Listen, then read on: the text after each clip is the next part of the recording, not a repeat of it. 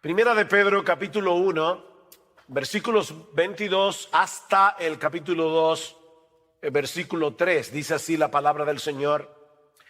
Habiendo purificado vuestras almas por la obediencia a la verdad mediante el Espíritu, para el amor fraternal no fingido, amaos unos a otros entrañablemente de corazón puro, siendo renacidos no de simiente corruptible, sino de incorruptible, por la palabra de Dios que vive y permanece para siempre, porque toda carne es como hierba, y toda la gloria del hombre como la flor de la hierba. La hierba se seca, la flor se cae, mas la palabra del Señor permanece para siempre. Y esta es la palabra que por el Evangelio os ha sido anunciada.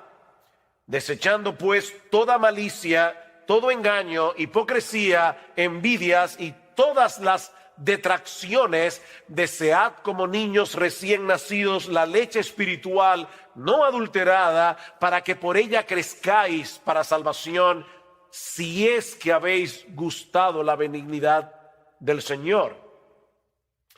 Si yo les preguntara o les pidiera en esta tarde que se pusieran de pie, todos los que están aquí, que se sienten plenamente satisfechos con su vida espiritual, que se pongan de pie todos los que crean haber llegado ya al tope de su madurez en Cristo. Yo estoy seguro que casi, y digo casi por si acaso hay alguno aquí que se quiera poner de pie, yo estoy seguro que casi nadie aquí se pondría de pie. Y si alguno de ustedes se pone de pie, por lo menos ya sabemos que hay alguien autoengañado entre nosotros. Porque la vida cristiana está supuesta a ser una vida en constante crecimiento hasta que lleguemos a la presencia del Señor. Así que comenzando por el que les habla y siguiendo por todos ustedes, aquí nadie ha llegado. Aquí nadie ha llegado. De hecho, cuando Pablo escribe su carta a los filipenses, hablando precisamente acerca del tema de la madurez cristiana, ¿qué dice el apóstol Pablo?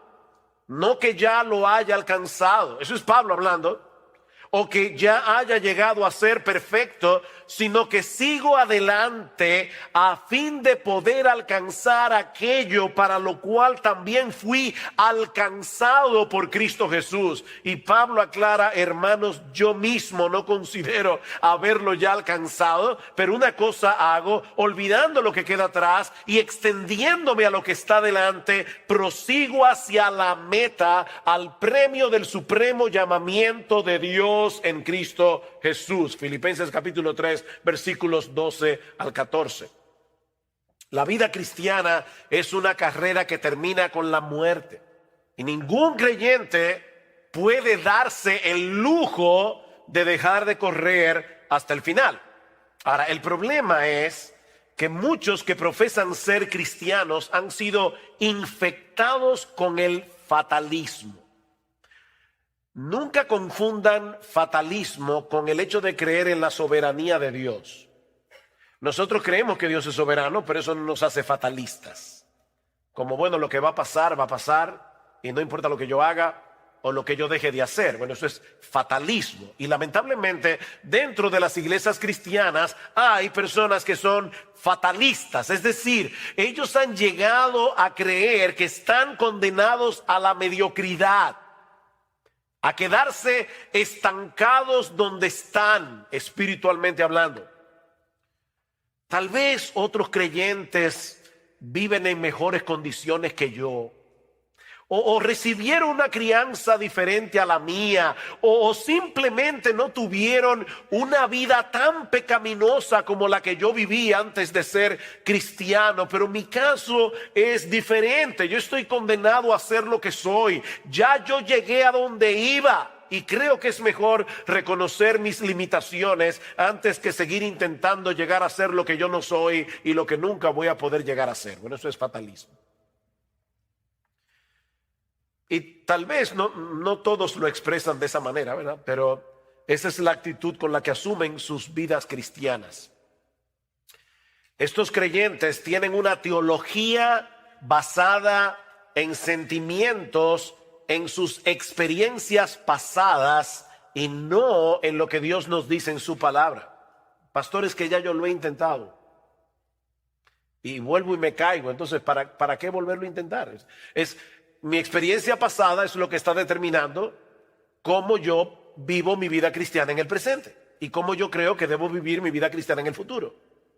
Pero yo no debo vivir mi vida cristiana a la luz de mis experiencias. Yo debo vivir a la luz de lo que dice Dios en su palabra.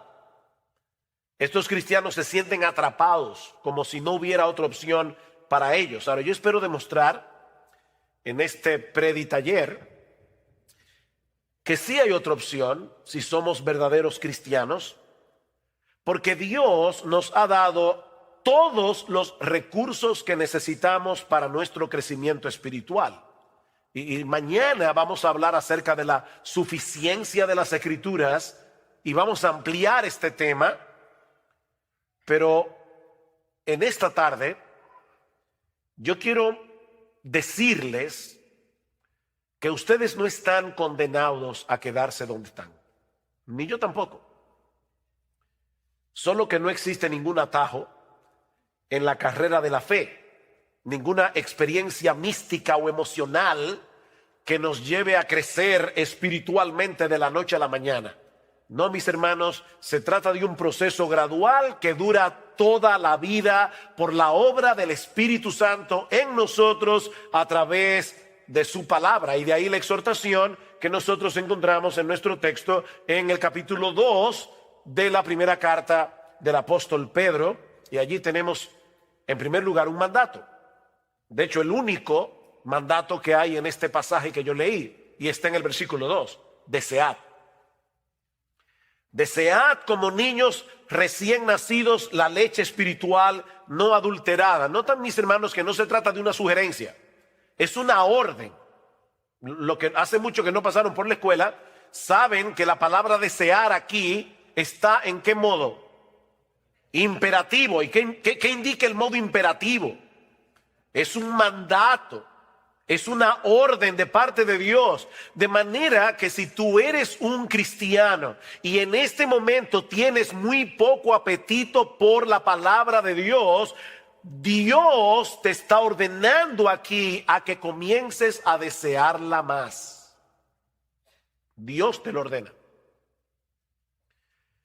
Noten que Pedro no nos está diciendo aquí que debemos leer la Biblia o memorizar la Biblia o estudiar la Biblia o incluso enseñarle la Biblia a otros. Por supuesto, debemos hacer todo eso. Debemos leer la Biblia, debemos memorizar la Biblia, debemos estudiar la Biblia, debemos enseñar la Biblia a otros. Pero ¿qué es lo que Pedro nos está ordenando aquí? Que la deseemos. Y ese es el enfoque, ese es el énfasis de mi taller.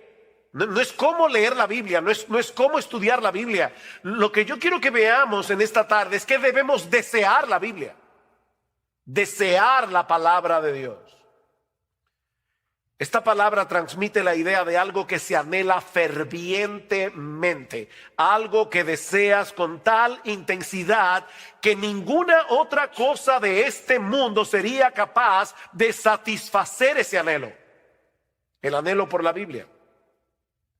Se trata de algo que percibes como una necesidad tan vital como el aire que respiras. De ahí la analogía o la comparación que usa Pedro. ¿Cómo debemos desear la leche espiritual de la palabra?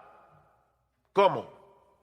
Como niños recién nacidos. Y por si acaso, Pedro no nos está diciendo aquí que si tú eres un nuevo creyente, un niño que acaba de nacer en la fe, debes desear la palabra de Dios. No. No importa que tengas 5 meses de nacido o que tengas 80 años como cristiano.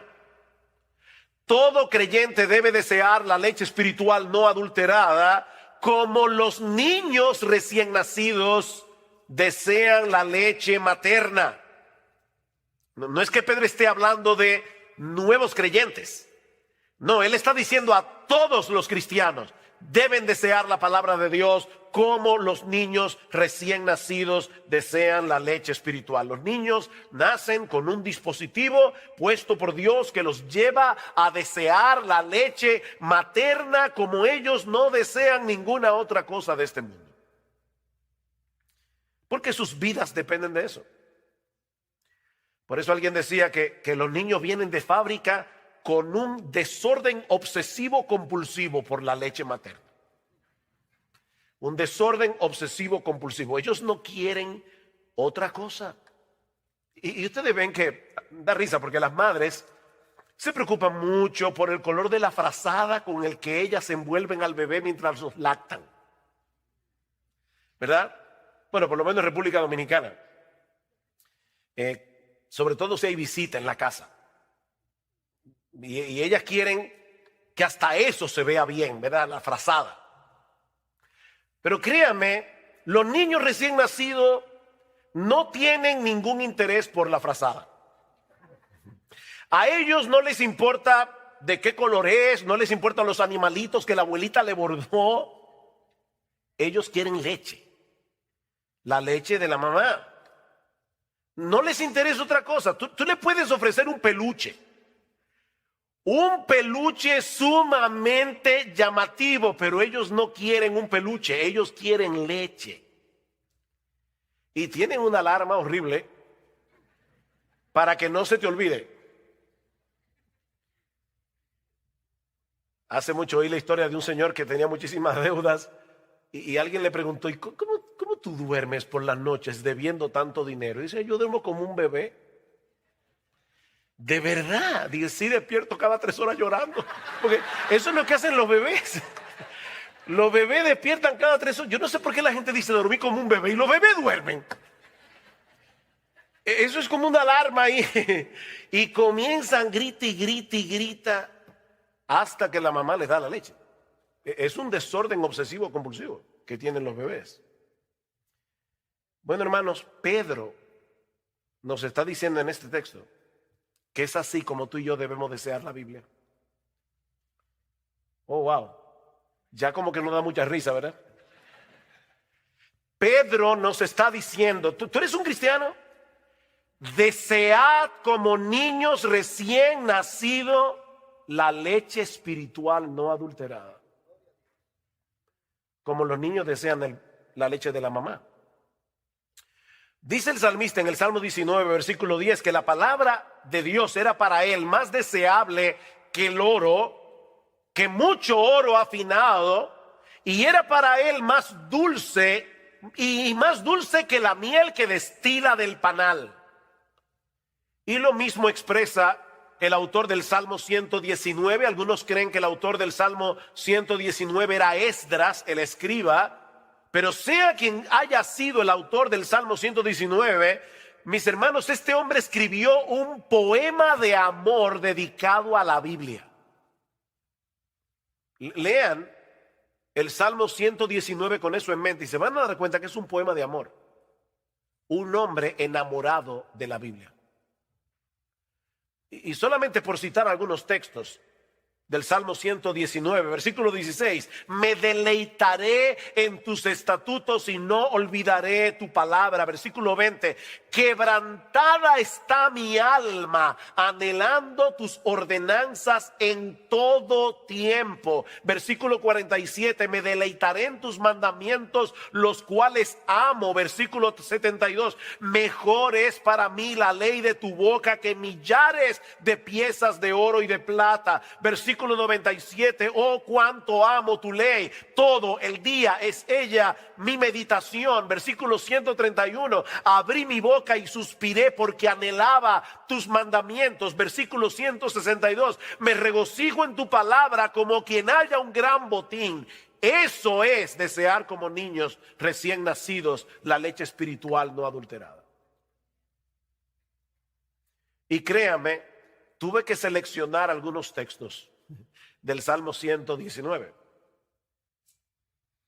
Ahora, yo sé que el fatalista que hay en ti dice que eso no es posible.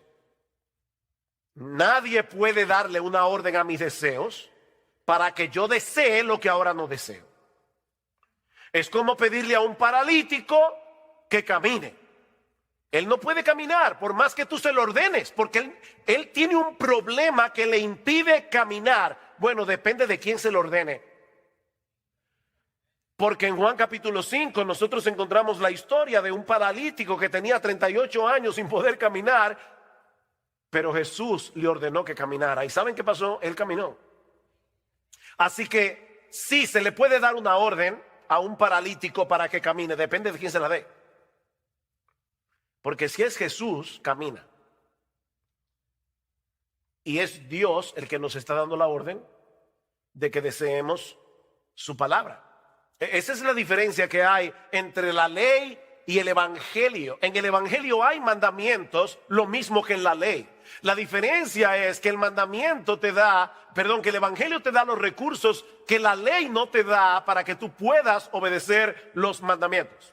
Esa es la diferencia.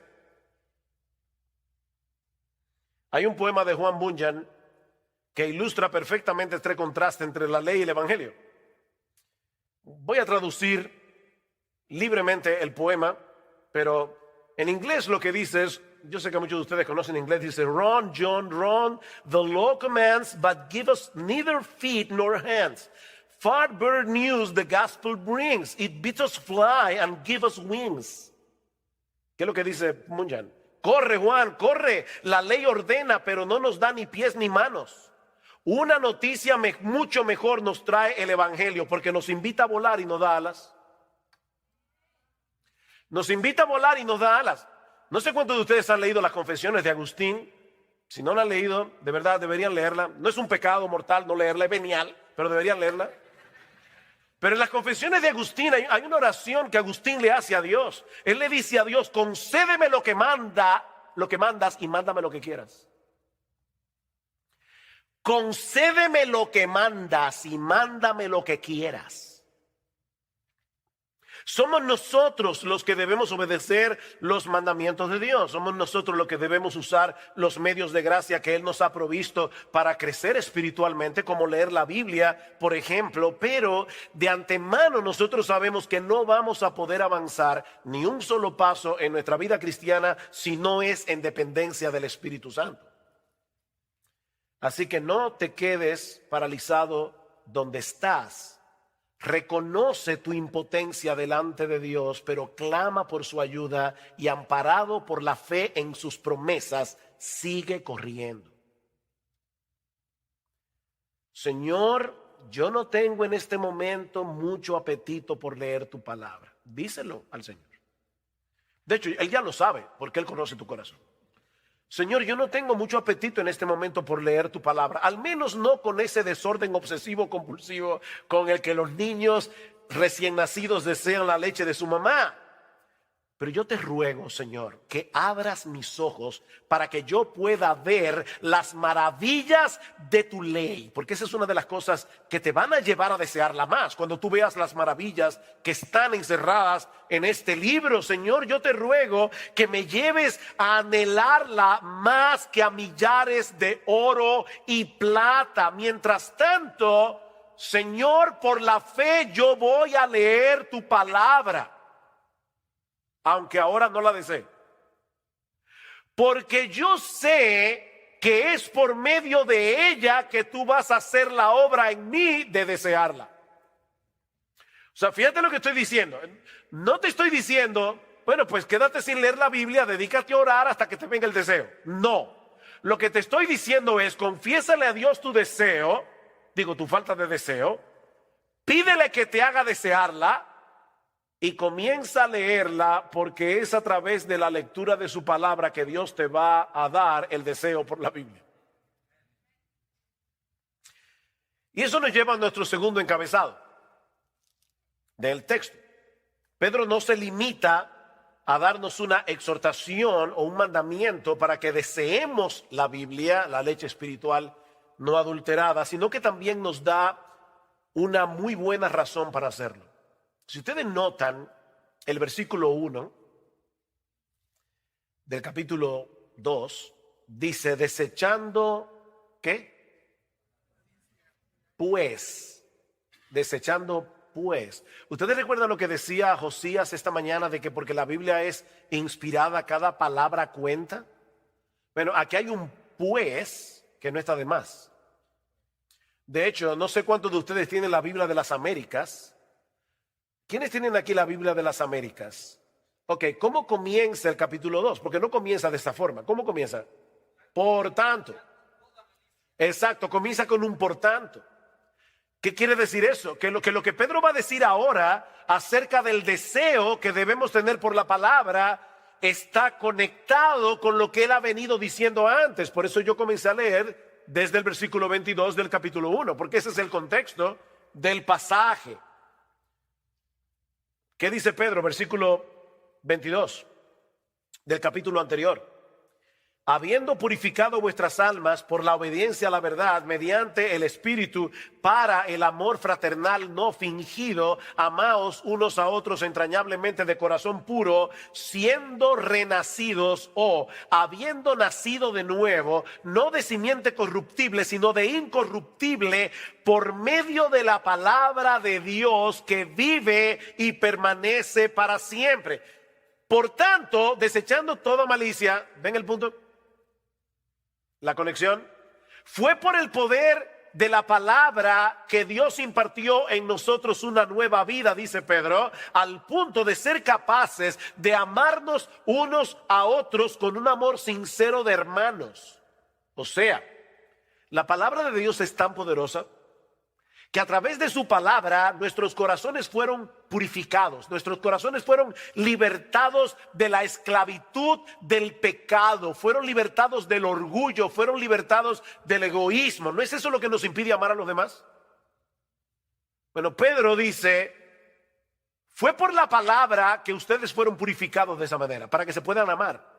Dice en Santiago capítulo 1 versículo 18, en el ejercicio de su voluntad, Él nos hizo nacer por la palabra de verdad, para que fuéramos las primicias de sus criaturas. El nuevo nacimiento se produce por la palabra. ¿Qué debemos hacer ahora? Alimentarnos de esa misma palabra que nos dio vida.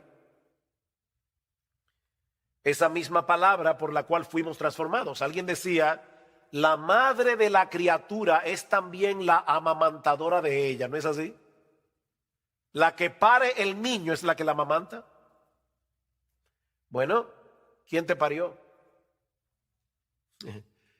¿Te parió Dios? ¿Por medio de qué? Por medio de su palabra. Eso es lo que Pedro está diciendo. Fuiste engendrado por la palabra, amamántate de la palabra. Ahora tienes que seguir alimentándote por esa misma palabra, porque este libro no es un mero registro de las cosas que Dios hizo por nosotros o que Dios habló en un pasado distante. No, mis hermanos, esta es la palabra viva exhalada por el Dios vivo.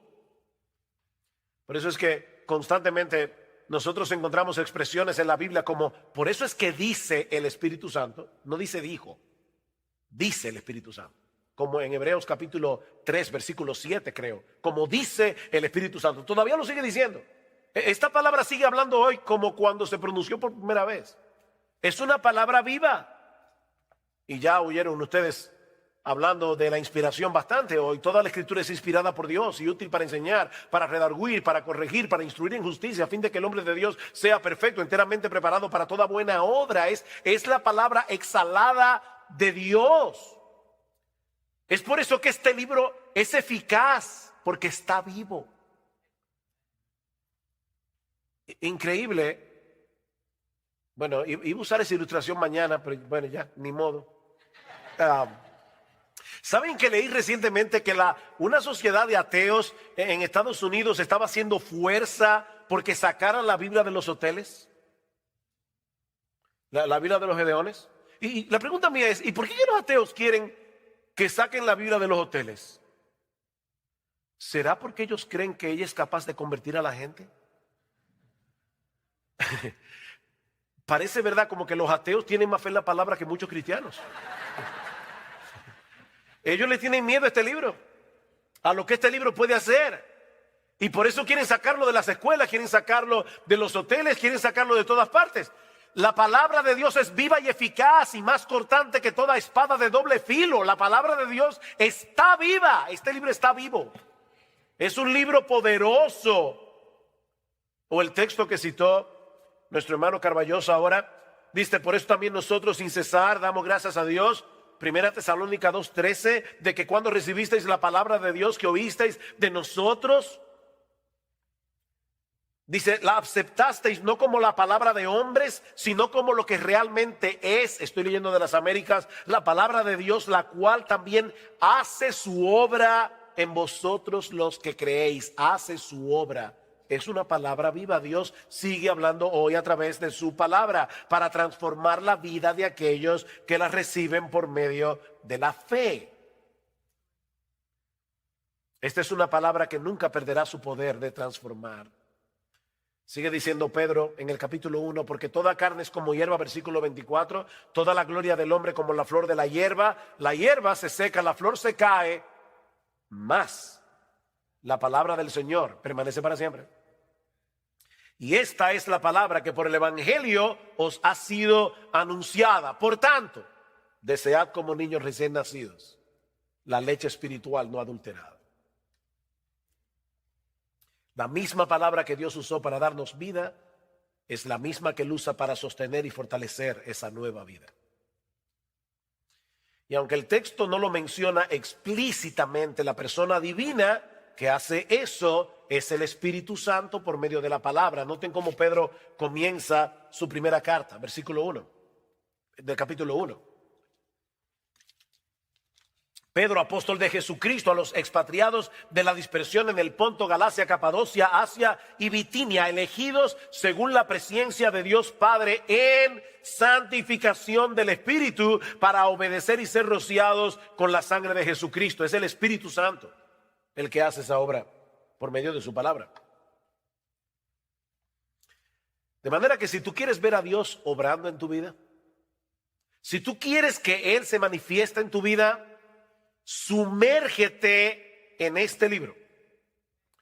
Porque es aquí y no en ningún otro lugar donde Él se manifiesta. Yo escucho personas en el pueblo evangélico que quisieran tener alguna experiencia espectacular para poder sentir la presencia de Dios.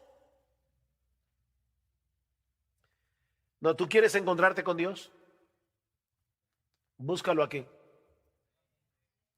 Oye, que no lo vas a encontrar en ningún otro lugar.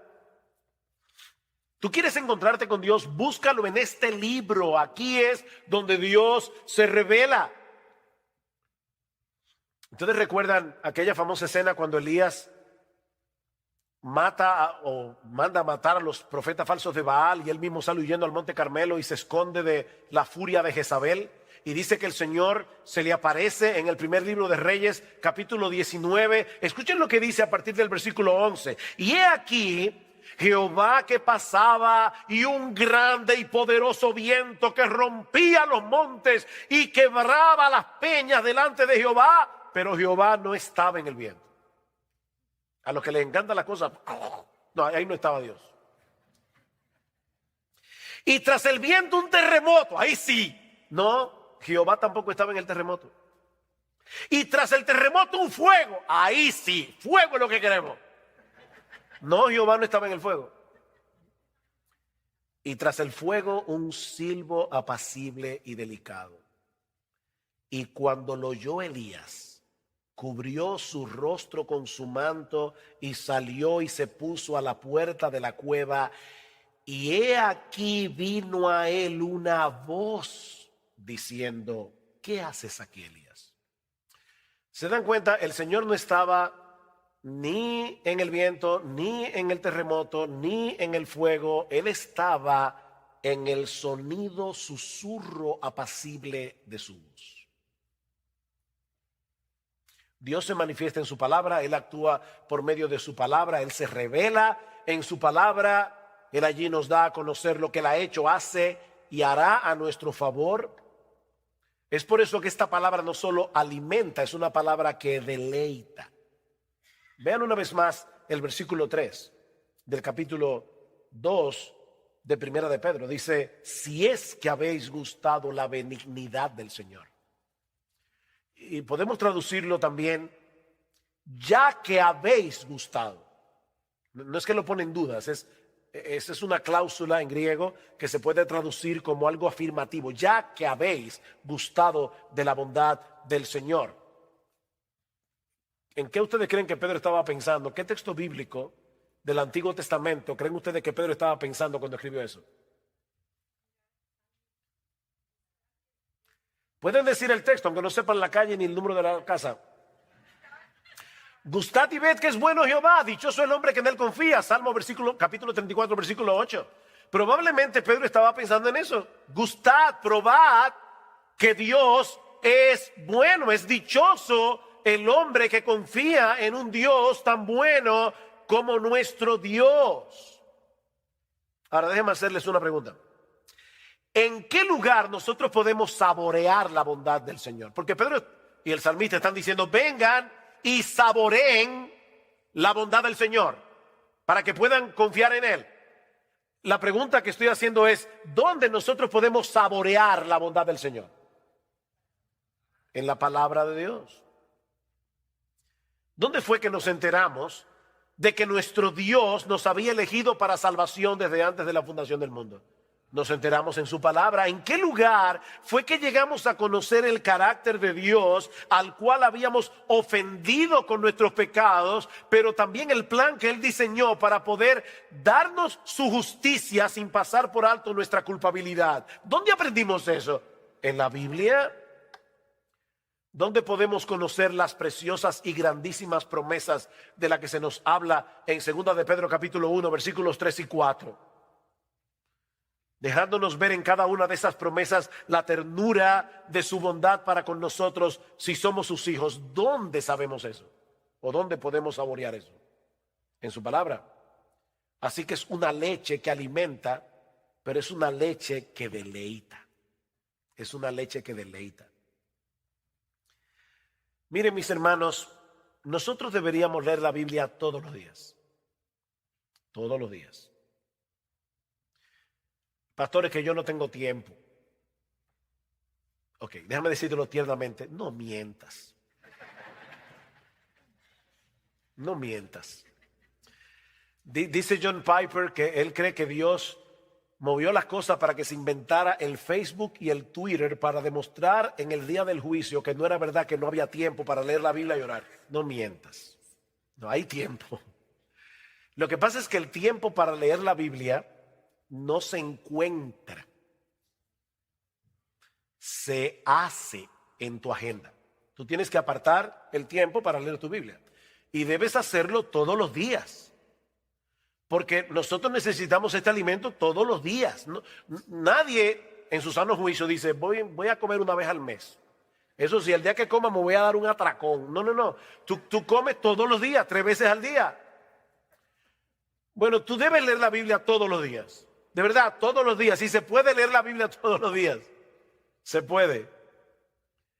Pero no lo hagas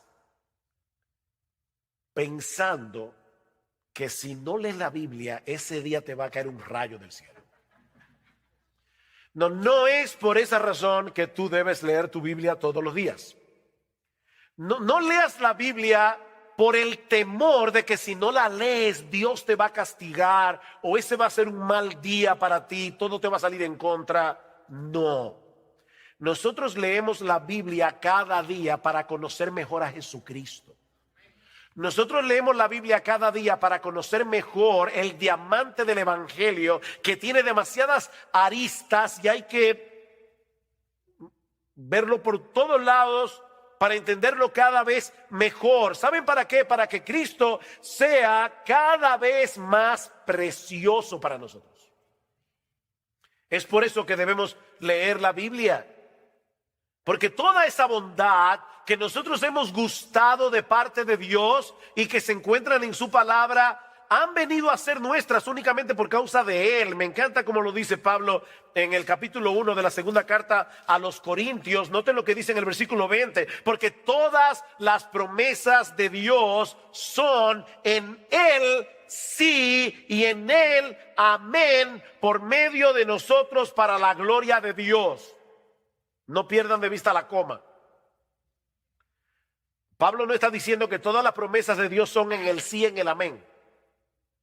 No, en él, sí, coma, y en él, amén, en quien todas las promesas de Dios son sí y amén, en Cristo Jesús. Sin Cristo nosotros no tendríamos derecho a apropiarnos de ninguna promesa bíblica. Así que cada vez que tú leas una promesa en la Biblia, aunque esté en el Antiguo Testamento, piensa en Jesús. Jehová es mi pastor, nada me faltará. Wow, qué hermoso. Bueno, esa promesa no es para ti si tú no estás en Cristo. Y por lo tanto, esa promesa habla de Cristo. Cualquier promesa que haya en la Biblia son en él sí y en él amén. Por lo tanto, ¿por qué tú debes leer la Biblia todos los días? Para enamorarte más de Jesús, que hace posible que Dios te trate con bondad y no con juicio, ya que habéis gustado la benignidad del Señor, la bondad del Señor. Por eso es que debes desear como niño recién nacido la leche espiritual no adulterada, porque esa bondad la gustas aquí es donde se gusta esa bondad.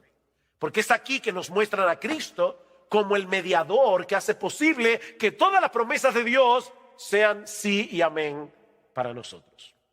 Así que ya hemos visto dos cosas. Hemos visto la exhortación o el mandato, desead como niños recién nacidos. La razón, ya que habéis gustado la bondad del Señor y la gustaste aquí. Pero veamos ahora, en tercer lugar, los obstáculos. Los obstáculos.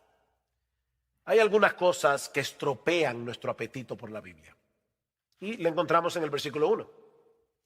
Desechando pues toda malicia, todo engaño, hipocresía, envidias y todas las distracciones, desead como niños recién nacidos. Aquí está el problema.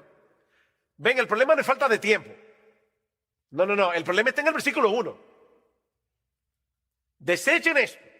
Y la palabra que se traduce aquí como desechar da la idea de quitarse algo de encima, como cuando uno se quita una ropa sucia, una ropa contaminada. El tiempo del verbo que Pedro usa aquí nos muestra que se trata de una acción enérgica, una acción determinante. Desecha de una vez por todas esos pecados que están destruyendo, que están estropeando, que están minando tu apetito por la palabra de Dios. Desecha esos pecados. Ahora, quiero ponerlos a pensar y así me siento más tranquilo con mi conciencia de que de verdad fue un taller y no que estaba predicando. Déjenme hacerles una pregunta. Sí, porque entonces ustedes van a salir ahí fuera y le van a decir, mi taller estuvo buenísimo, había hasta diapositiva y el mío no tiene nada de eso. Entonces déjenme por lo menos decir eso. Ok, vean el texto. Otra vez, léanlo, véanlo en su Biblia, versículo 1. ¿Ustedes notan algo interesante en esa lista de pecados que Pedro, primera de Pedro capítulo 2, versículo 1. ¿Ustedes notan algo en esa lista de pecados? Hay varias cosas en esa lista de pecados que yo quiero que ustedes noten. Y quiero que me respondan los que hayan notado algo. No, pero de la lista en sí, entera. ¿Qué ven ustedes en la lista como un todo? Esa es la pregunta. Perdonen que no hice la pregunta correctamente. Bueno, son pecados, obviamente. Oh, perdón, ¿cómo fue? Todos los pecados que están ahí son relacionales. Hay un montón de pecados que Pedro ni menciona. Esta lista no es exhaustiva. Todos los pecados de los que Pedro está hablando allí son relacionales. Todos tienen que ver en nuestro trato unos con otros. Por ejemplo, ahí no se habla del adulterio, no se habla del homicidio. Bueno, el homicidio es contra otro, pero no se habla ahí de eso. Son pecados relacionales. Pecados que atentan contra el amor. ¿Por qué? Porque Pedro acaba de decir que la palabra de Dios purificó nuestras almas para el amor fraternal, no fingido, de manera que ahora nosotros formamos parte de una comunidad de santos donde nos ayudamos mutuamente, porque resulta que el crecimiento en la piedad no se hace solo. Nosotros necesitamos una comunidad para amar la palabra y para obedecer la palabra. Y ahora Pedro nos está diciendo, cuídate de esos pecados que te alejan de la iglesia, cuídate de esos pecados que te alejan de la comunidad de santos, porque esos mismos pecados te alejan de la Biblia. Porque Dios te salvó para que tú seas parte de una comunidad. La vida cristiana no puede vivirse en soledad. De manera que nosotros podemos englobar todos esos pecados en uno solo. No actúen en ninguna manera que sea contraria al amor fraternal. ¿Saben por qué? Porque eso afectará nuestro apetito por la palabra. Cuando tú tienes problemas relacionales, también tienes problemas con el Señor y ya tú no quieres ir a su palabra. Porque la Biblia te manda que te arregles con tu hermano, que perdones, que no tengas amargura. La Biblia te manda todo eso. Entonces es difícil uno tener problema con la gente y meterse en este libro. Échense de vosotros toda amargura, enojo, ira, gritería, maledicencia. Eso está en Efesios capítulo 4, versículo 32. Pastores, que yo no la puedo perdonar.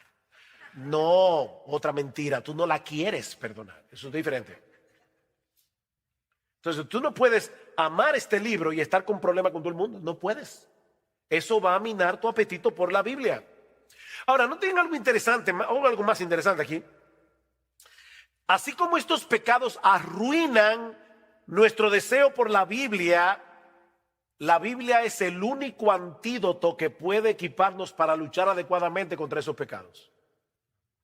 O sea, esta leche espiritual no adulterada contiene todos los anticuerpos que necesitamos para luchar eficazmente contra los virus pecaminosos que atacan constantemente nuestra vida cristiana y sobre todo nuestra relación con los demás. En la misma medida en que saboreemos la bondad de Dios en Cristo revelada en las Escrituras, en esa misma medida será más fácil para nosotros luchar contra esos pecados que destruyen nuestra relación con los demás y nuestro deseo por la Biblia. Mira, si tú estás atesorando a Cristo por lo que estás aprendiendo de Él en su palabra, te será más fácil luchar contra la malicia, el engaño, la hipocresía, la envidia y la difamación. Repito eso.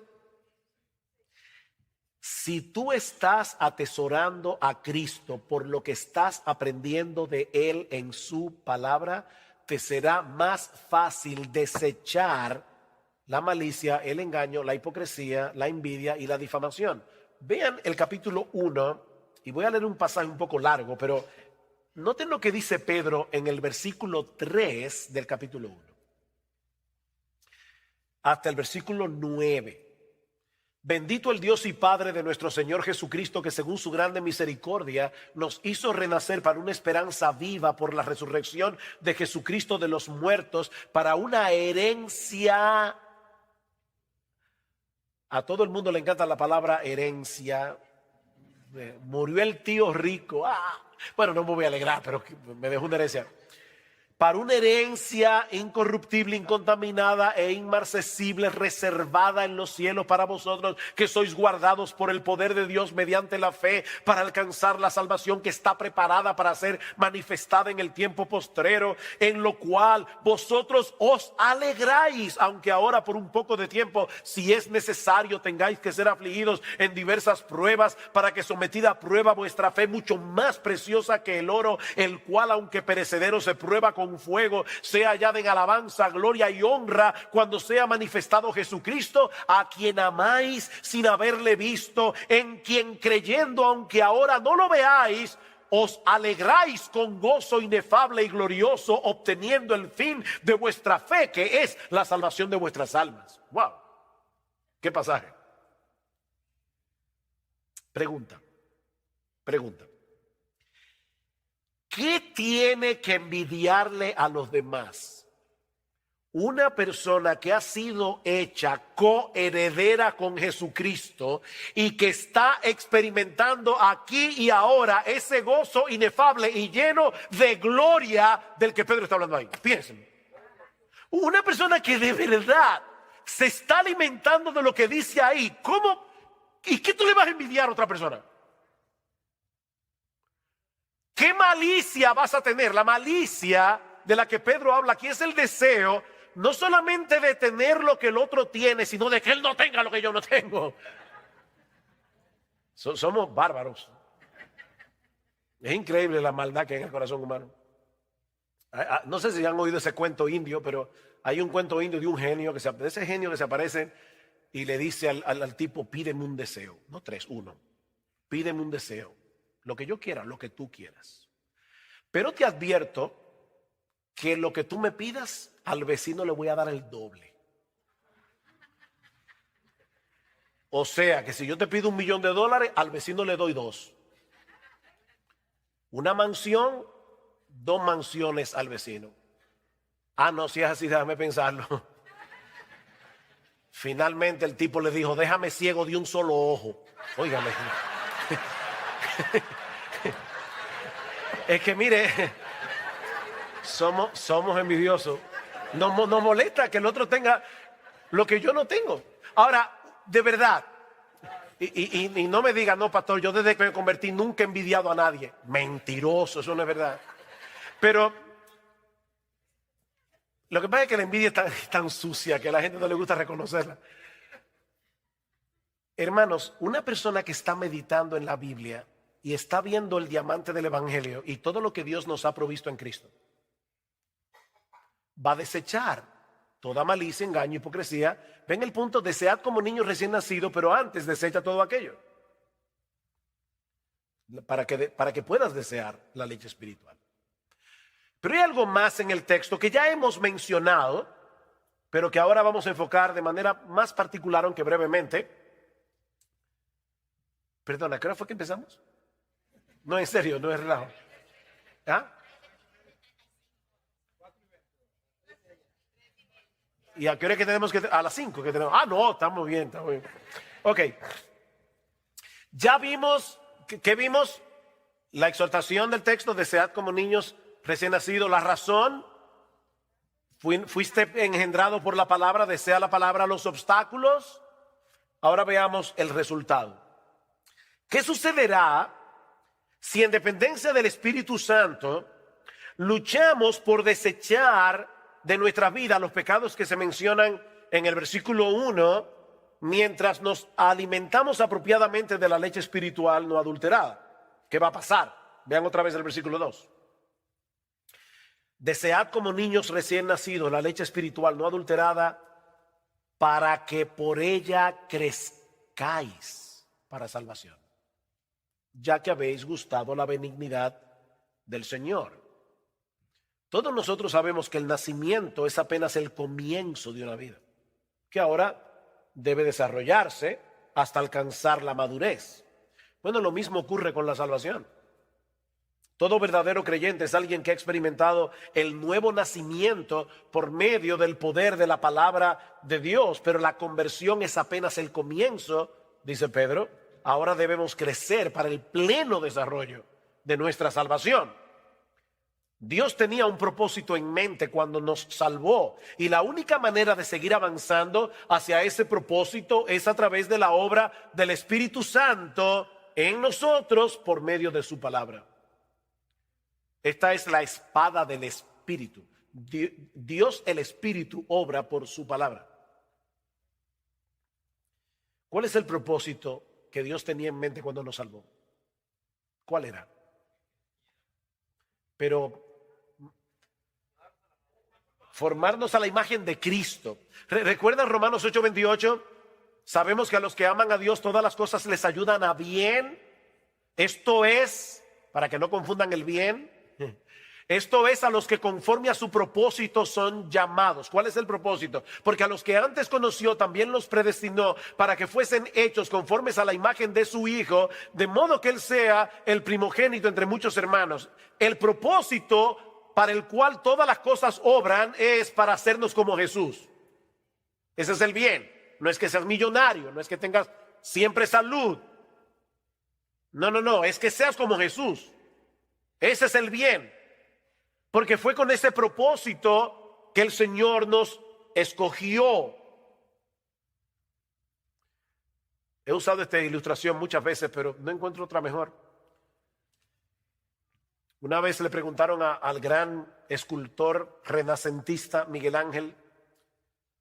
Él estaba con un bloque de mármol enorme y iba a esculpir un caballo. Yo no sé cuántos de ustedes han visto las obras de Miguel Ángel, aunque sea en foto, pero de verdad que parece que tienen vida. Y alguien le preguntó, ¿cómo tú puedes sacar un caballo de ese bloque de mármol? Y Miguel Ángel le respondió, es muy fácil, yo le quito todo lo que no se parece al caballo. Bueno, ¿saben qué es lo que Dios está haciendo? Dios nos toma así en bruto y nos salva. No te estoy diciendo que tú eres bruto, sino que tú eres como esa piedra bruta, no trabajada, y ahora Dios va a tomar el cincel y va a comenzar a golpearte para quitarte todo lo que no se parece a Jesús. Ese es el propósito.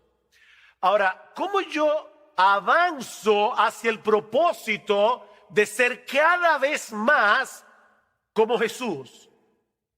Bueno, el apóstol Pablo responde esa pregunta en 2 Corintios capítulo 3 versículo 18. Mirando nosotros todos a cara descubierta como en un espejo la gloria del Señor, somos transformados de gloria en la misma imagen como por el Espíritu del Señor. Contemplando su gloria, somos transformados de gloria en la misma medida en que tú admiras a Cristo, te pareces a Cristo porque tú te conviertes en aquello que admiras. ¿Por qué ustedes creen que las personas imitan a los artistas? ¿Por qué quieren comprar donde ellos compran, usar la ropa que ellos usan? ¿Por qué? Porque tú te conviertes en lo que admiras. Bueno, si tú admiras la gloria de Cristo, te vas a parecer cada vez más a Él. Mirando su gloria, somos transformados de gloria en la misma imagen. Ahora la pregunta es, ¿y dónde nosotros vemos la gloria de Jesús? En la palabra de Dios, en el Evangelio.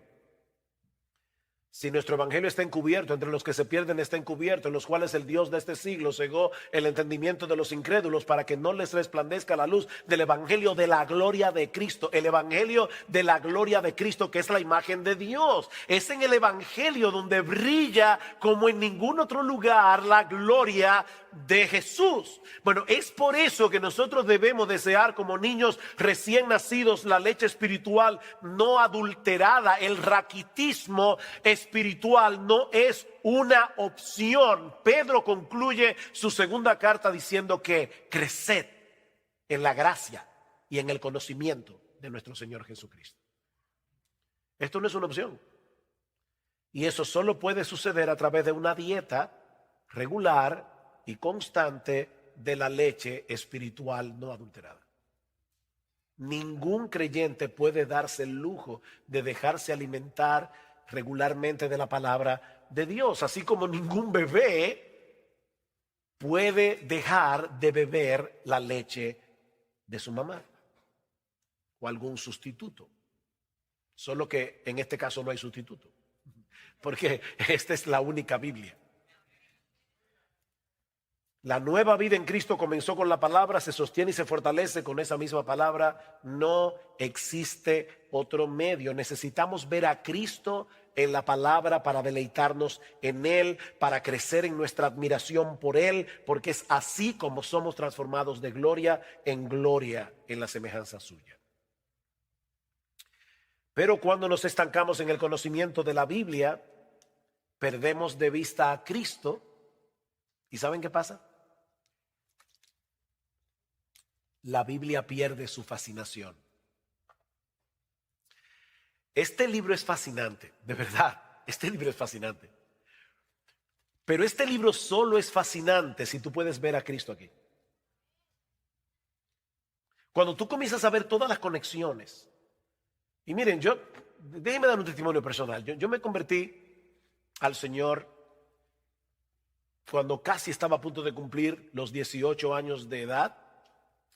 Me invitaron a una iglesia un sábado. Yo no era creyente, en mi vida había leído este libro realmente. Y me fascinó lo que oí, aunque no creía en nada de eso, pero Me fascinó y oré al Señor y le dije, mira Dios, si tú me estás oyendo, yo te quiero conocer, yo no sé si tú estás ahí.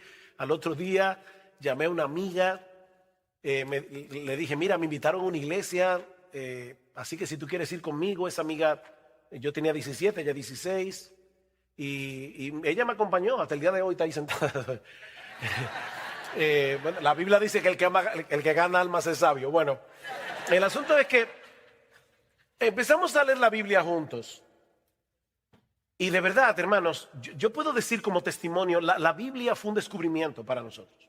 Bueno, más para mí que para ella. Mi esposa Gloria había leído la Biblia, durante un tiempo fue una buena católica, yo no. Y ella conocía la Biblia, algo de la Biblia, yo no conocía nada. Y realmente, de verdad, para los dos, cuando comenzamos a leerla regularmente, fue una fascinación, hasta el punto que ya a los 8 meses de haber visitado por primera vez una iglesia, yo había leído la Biblia completa en los 8 meses. Y de ahí en adelante, de verdad, perdón, Dios sabe por qué digo esto, no me estoy gloriando de nada, yo creo que eso es la gracia de Dios, pero yo recuerdo muy pocas veces en estos 41 años que yo haya dejado de leer la Biblia un solo día. Y miren, mis hermanos, de verdad, nunca me he cansado de leer la Biblia, porque es que es imposible descubrir todo lo que hay aquí. No importa cuántos años tú tengas leyendo la Biblia todos los días, este libro es fascinante. Un siervo del Señor que murió hace unos años y había escrito casi como 50 libros sobre la Biblia, cuando estaba muriendo, dicen que él le dio gracias a Dios, diciendo, gracias, oh Dios, porque en todos estos años siendo creyente me permitiste conocer la tapa de tu precioso libro. La tapa. Pero si tú pierdes de vista a Jesús en este libro, el libro va a perder su fascinación. Así que no dejes de leer la Biblia, no dejes de estudiar la Biblia porque tu apetito haya disminuido. No cometas ese error. Más bien recupera tu apetito y tu salud espiritual, desechando lo que te apartó en un principio de la Biblia y volviendo a la Biblia. No dejes de leer la Biblia porque no tienes apetito. No, pídele a Dios que te dé apetito. Pero desecha no la Biblia, sino el pecado que te alejó de ella. Y sigue leyendo la Biblia. Y pidiéndole a Dios que te dé ojos para ver las maravillas de su ley. Porque la maravilla que está aquí encerrada es la gloria de Jesús. Y de verdad es sorprendente todas las conexiones que hay en la Biblia que te apuntan hacia Jesús, sin espiritualizar las escrituras. Yo no estoy hablando aquí de alegorizar. No, nunca alegoricen con la Biblia. Estamos hablando de interpretarla correctamente, de interpretar la Biblia correctamente. Déjame hacerte una pregunta. Si Dios ahora mismo te diera la opción de obtener en este momento todo lo que tu corazón desea, todo, pero haciendo desaparecer de tu vida la Biblia por completo. Te voy a dar todo lo que tú quieras, pero no mi palabra.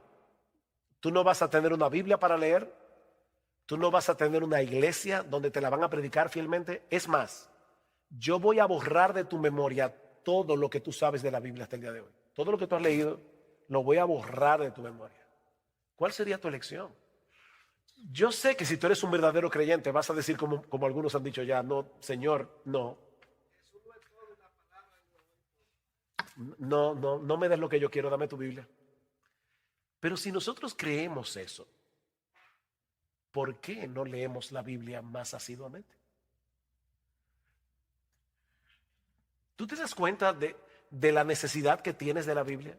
Si ahora te vieras amenazado de que te la quitaran, tú verías que la Biblia es un tesoro.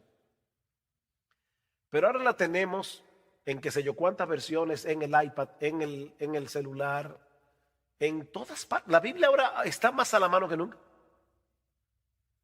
De hecho, no puedes leerla porque te levantaste tarde, vas camino al trabajo, el tránsito aquí en Los Ángeles es difícil. Óyela, escúchala, que la Biblia oída también es la Biblia. ponla que te la lea el teléfono. Algunos dicen, ¿saben que eso se llama teléfono inteligente? Algunos dicen que esto es lo único inteligente que alguna gente tiene, pero son inteligentes, son aparaticos. Coge este aparatico, baja la Biblia y oye la Biblia. Es un tesoro y tú la necesitas como el niño recién nacido necesita la leche de su mamá. Léela diariamente, léela diariamente. Léela en oración, léela con atención, léela para aprender más de Cristo.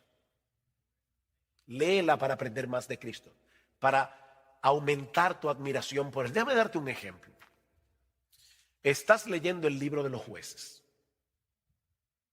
y llegas a ese horripilante pasaje donde un hombre llega con su concubina a la ciudad de Gabá, la violan, la muchacha muere y el tipo la parte en 12 pedazos y envía un pedazo a cada una de las tribus de Israel. ¿Dónde está Cristo ahí? Y por favor no me diga que son 12 pedazos los 12 apóstoles, no. O sea, ¿dónde está Cristo ahí?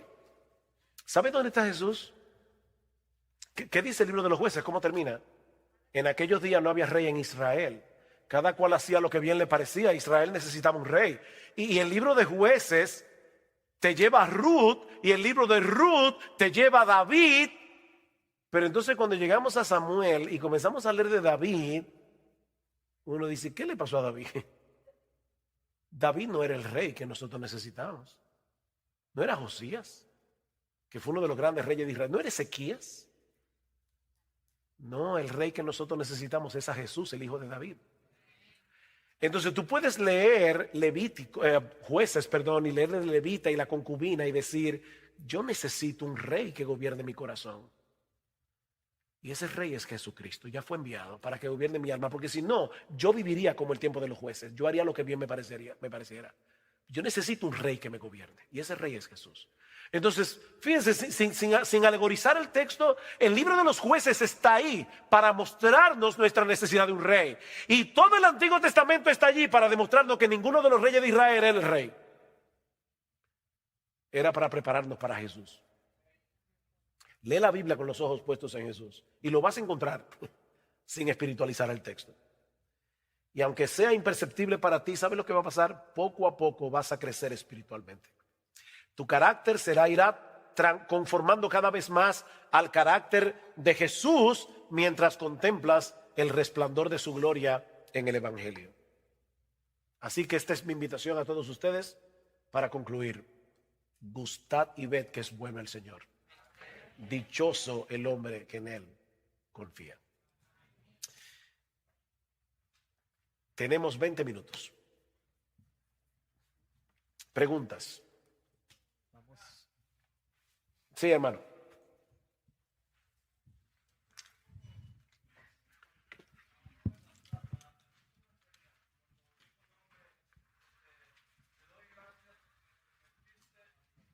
Preguntas. Ajá.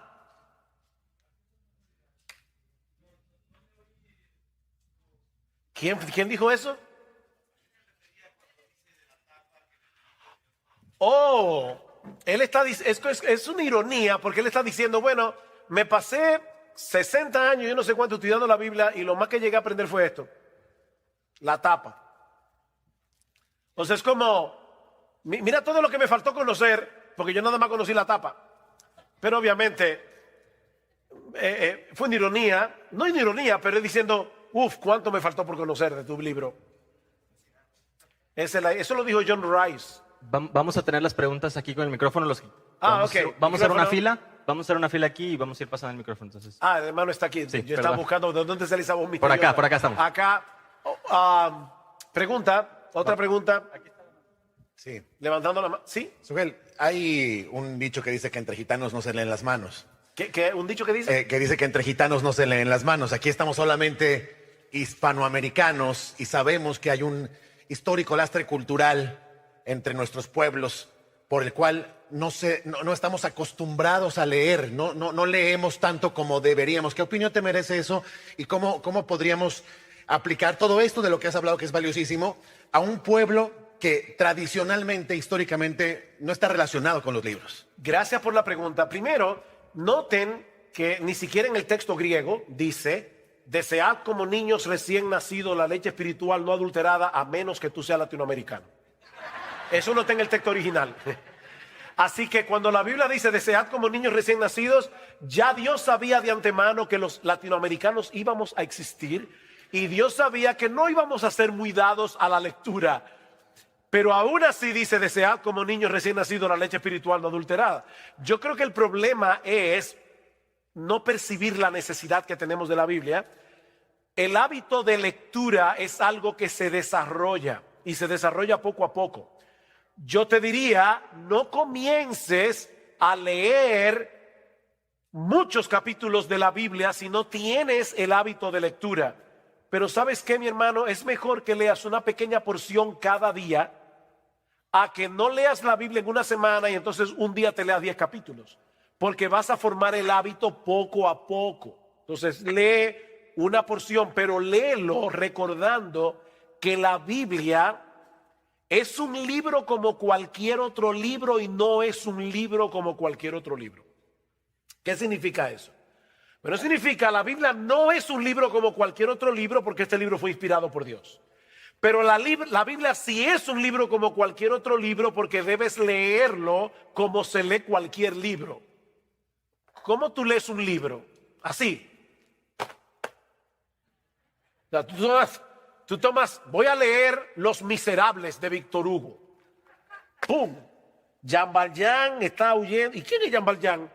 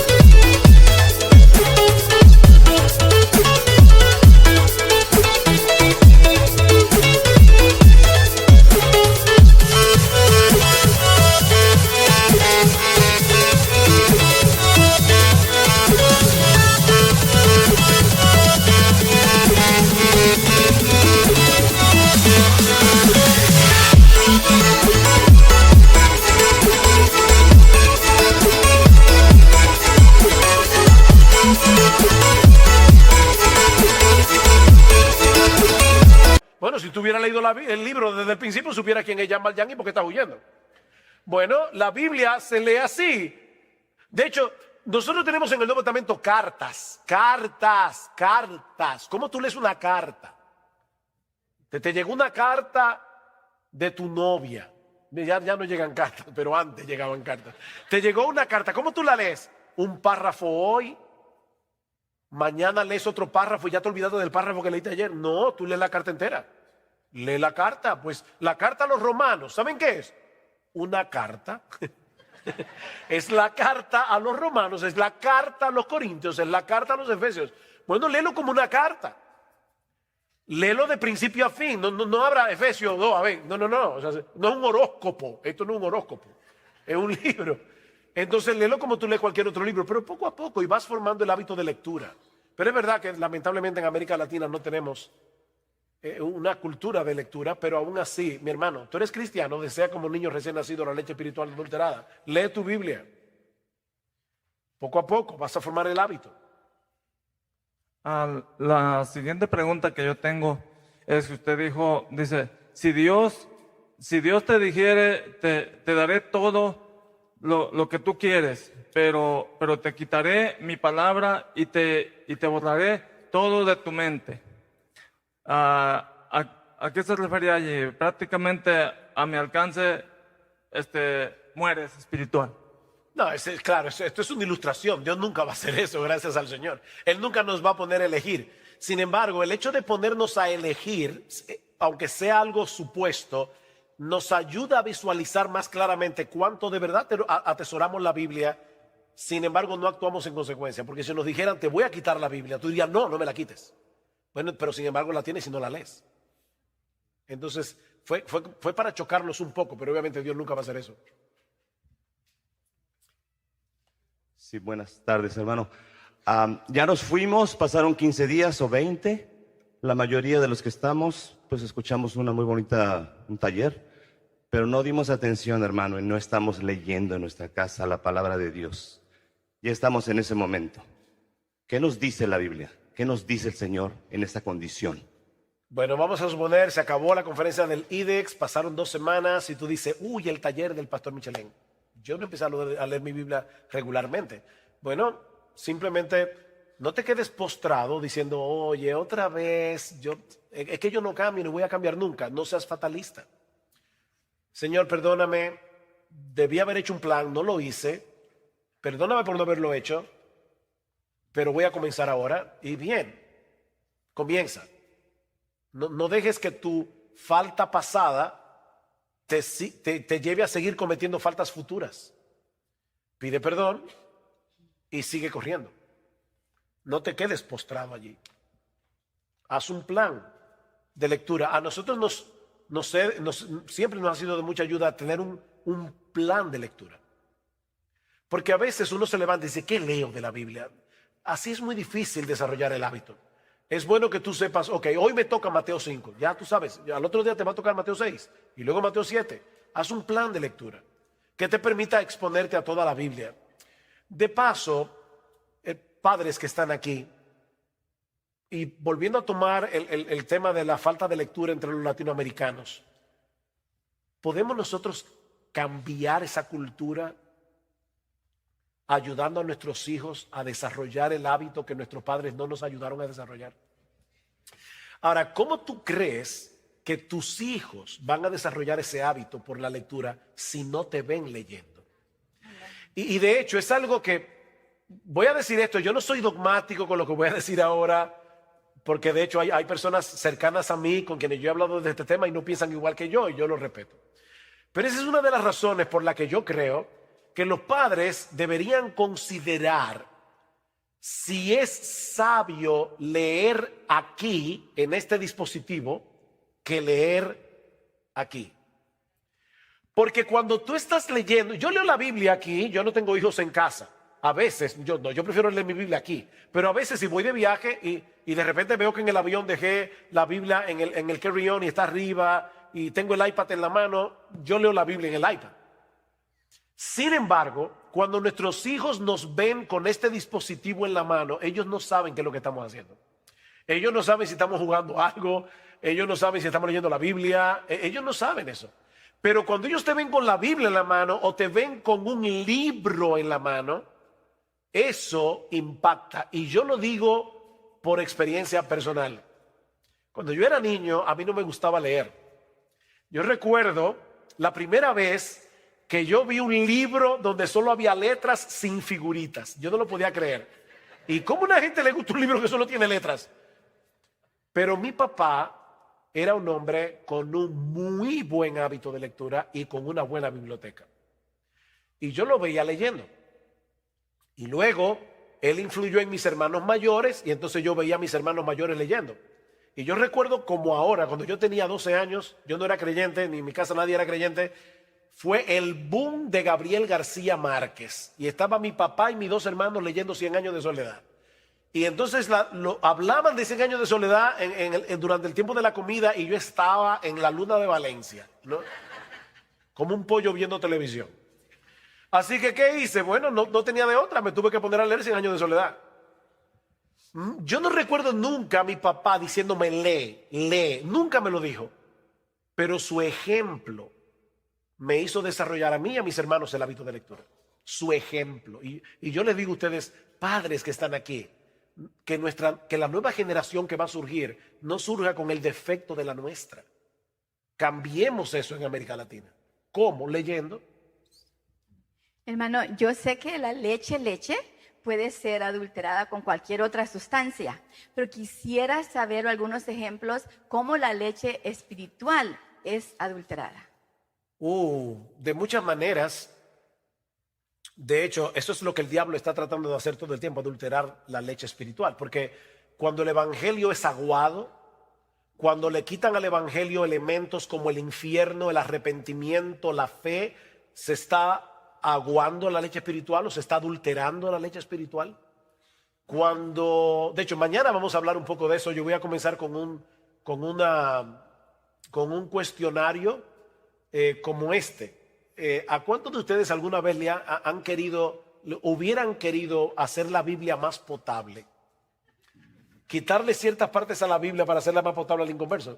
Bueno, hay gente que está haciendo eso.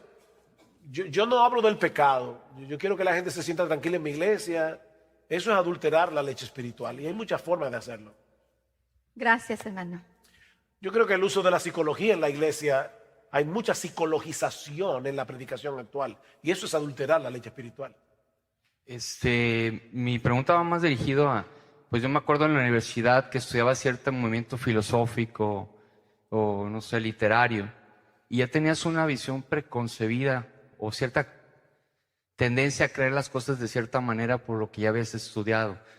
Yo lo que quisiera saber es, como cristiano, he estudiado la Biblia y pues gracias a Dios siempre he leído desde niño porque pues, así ha sido mi historia, ¿no? Pero no quiero tener una idea, estudiar teología para tener una idea preconcebida, de manera que cuando lea la Biblia yo quiera imponer mi idea a lo que está escrito.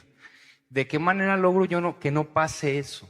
Porque hay diferentes movimientos teológicos, los cuales siempre me llevan a tener una tendencia, ¿no?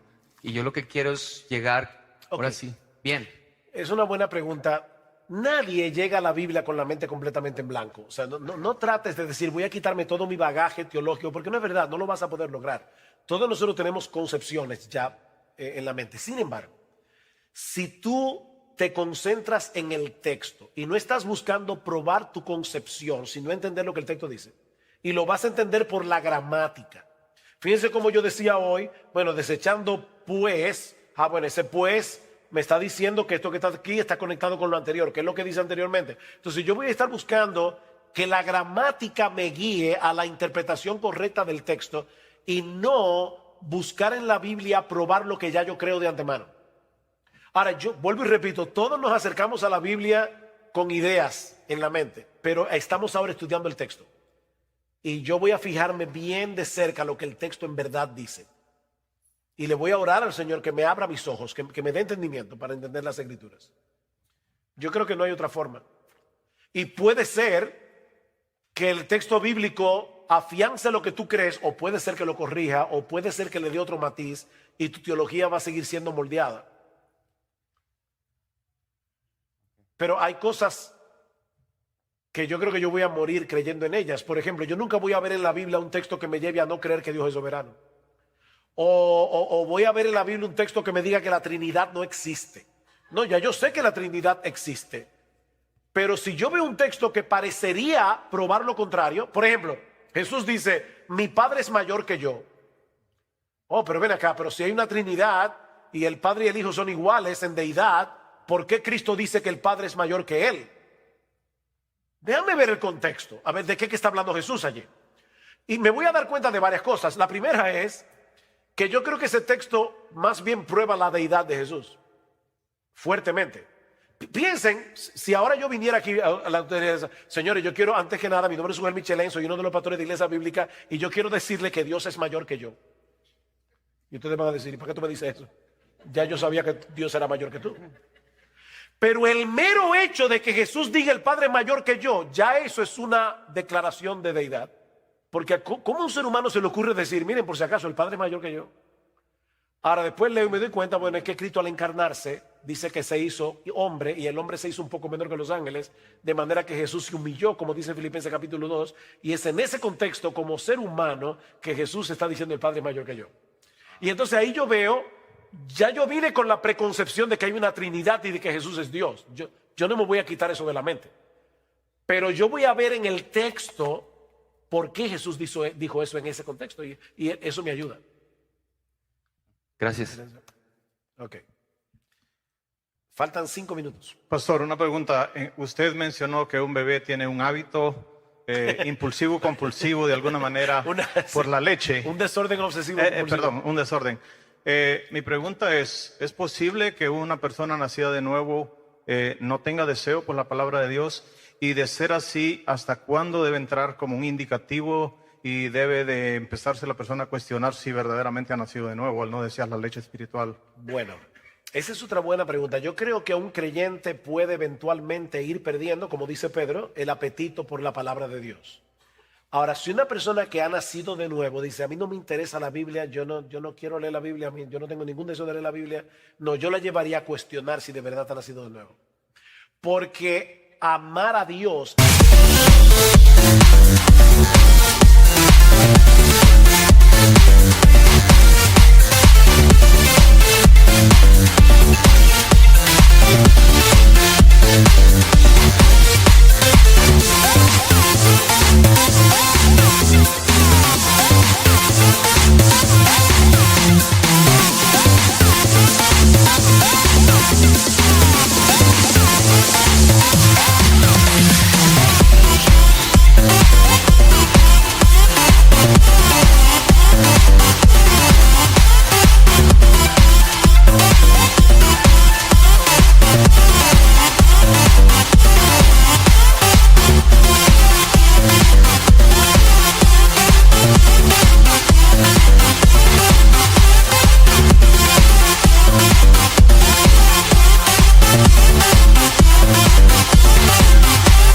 amar su palabra. No se puede amar a Dios sin amar su palabra. Es como que yo le diga a mi esposa, mira, mi amor, yo te amo, pero por favor no hables. ¿Cómo que no hables? O sea, uno se ríe, pero es como decirle a Dios, yo te amo, Dios, pero por favor no me estés hablando tanto con tu palabra. O sea, no, eso no es amar a Dios. Y no se puede haber nacido de nuevo sin amar a Dios. Entonces yo puedo entender que un verdadero creyente tenga un apetito estropeado. Pero si nunca ha amado la Biblia, yo le diría, no, de verdad, tú necesitas nacer de nuevo. Buenas noches, pastor. Tengo dos preguntas breves, o de respuesta breve. Soy relativamente nuevo en Cristo, estoy en ese amor, pero en la búsqueda de la palabra, que quisiera saber si es necesario estudiar el contexto cultural de los judíos y si de ser así, ¿qué libro recomienda? La segunda es, la señora preguntaba que si la leche podría ser adulterada, tomando en cuenta el contexto de la prédica, que la leche es la palabra, y usted estaba hablando de que podría ser el evangelio. Quisiera saber si la leche adulterada podría ser alguna traducción en especial que transgiverse la escritura. Ok, en cuanto a la segunda pregunta, déjame comenzar por atrás. Definitivamente sí hay traducciones que pueden adulterar la palabra de Dios. Ahora, yo les diría, de verdad, antes de decir que una versión está adulterada, no repitan lo que ustedes escuchan por YouTube. Léanla y analícenla ustedes, y compárenla con una buena versión. Porque ya, bueno, yo no sé hebreo, yo no sé griego, ¿cómo yo puedo examinar una versión? Bueno, búsquete una buena. Hay dos tipos de traducciones, hay traducción dinámica y hay traducción formal. La traducción formal es la que trata de traducir el texto lo más literal posible. La dinámica es la que traduce la idea del texto. El problema con la dinámica es que hay mucho de interpretación en la traducción.